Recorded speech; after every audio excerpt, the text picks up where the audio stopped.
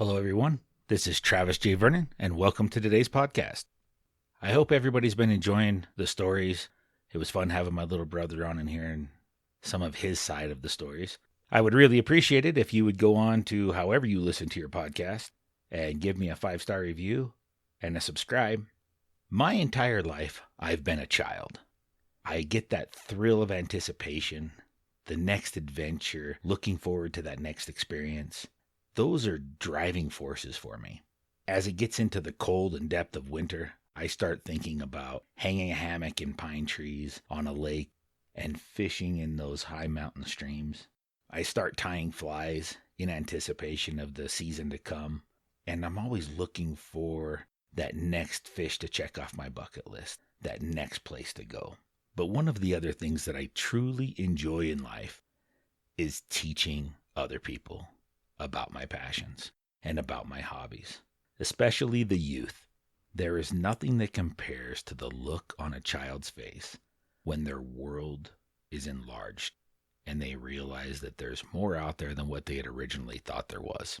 When they're able to experience a new experience or be able to do something that they either didn't think they were capable of or didn't even know that it was something that was possible to do. But sometimes parents concern themselves a little too much. I feel that sometimes in today's world, we put so many restrictions and safety precautions around the youth that they're not able to experience even the world that you experienced when you were a child. There are people out there who will be mentors. There are people that will teach and inspire. And in some senses, I think we're doing the youth a disservice by not letting them experience the world as we knew it. I truly believe that there should be a lot more education and instruction on real-world activities and enjoying the bounty of nature. Some of my hobbies include carving decoys, tying flies, fly fishing, archery hunting, archery practice, target shooting, going on foraging and cooking trips, hunting and fishing trips, and just exploring the world around me.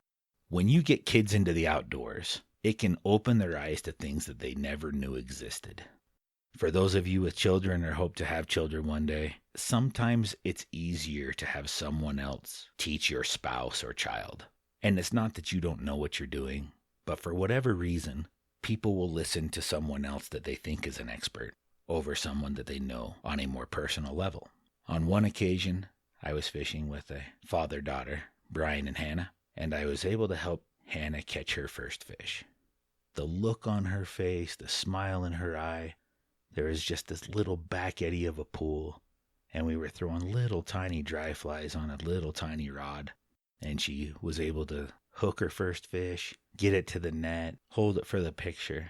And one of the most amazing moments of that whole trip for me was the next day when I got to work, and there was this handwritten note from Hannah that just said, "Thanks for helping me catch my first fish." I still have that note, and I cherish it to this day.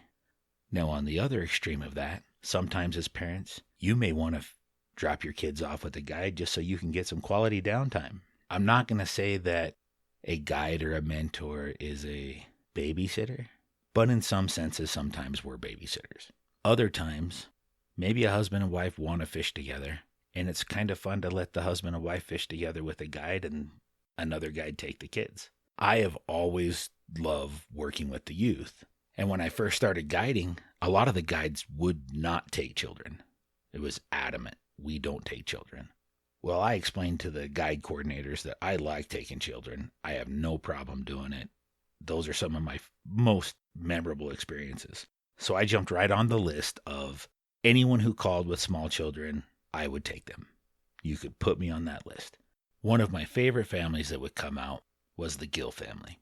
They had all boys, and some of them were extremely young. And one day, I took the 2 youngest boys because I knew that they're the type of kids that if they get bored, we could probably go cut down willow switches, have sword fights, throw rocks, look for frogs, and they're going to be just as excited doing that as catching fish. So a guide with mom and dad went downriver, some of the older boys went downriver, and the 2 younger boys and I headed upriver to one of my favorite spots. So we were maybe a quarter mile away. We fished for a while, catch some fish, and exactly what I thought would happen happened. Boys became bored. They wanted to do other things. We started looking for bugs, turning over rocks, trying to find sculpins, catching different things with nets, looking for butterflies, hopped around on beaver pond dams. And then out of the blue, the two boys asked, can we put that log in the river? I'm like, sure, we can put that log in the river.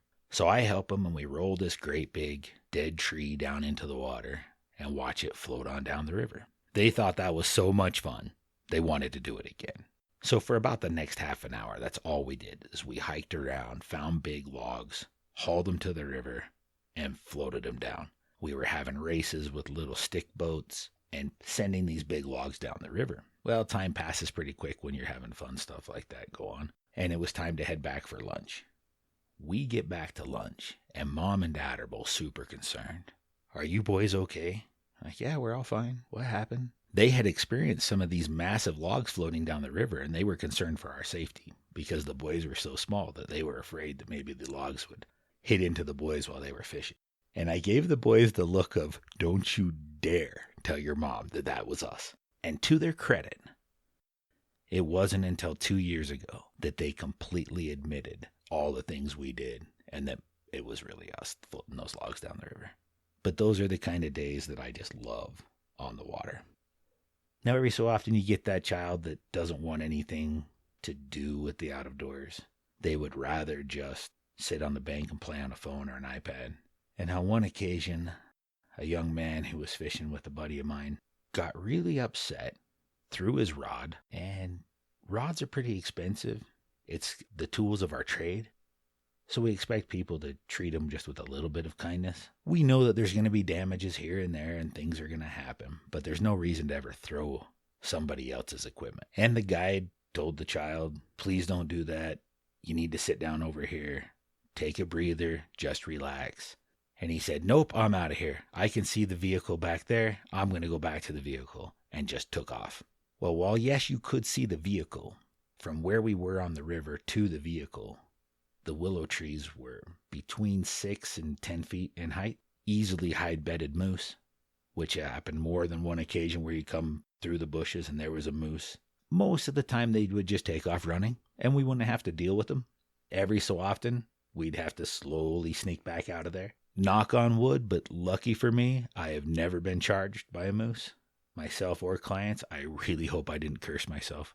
So it was thought that the young man was just going to head back to our main area. We get back to the main area. He's not there. Instant panic ensues. Parents are upset. I can't believe you left my child. It's like, well, we didn't leave your child. He was being kind of a punk and took off.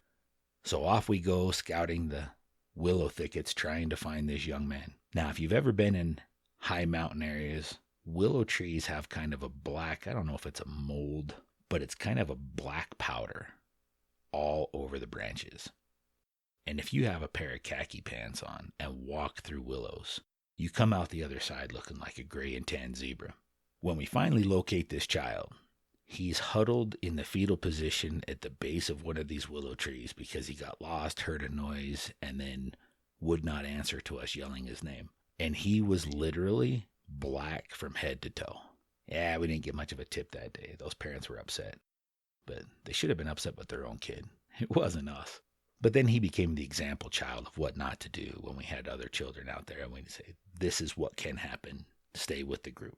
One day I had a couple of kids and their parents, and I walked a kid up to this beautiful run. There was a small gravel bar that extended out into the pool. You could walk out onto the gravel bar and cast to the cut bank on the far side.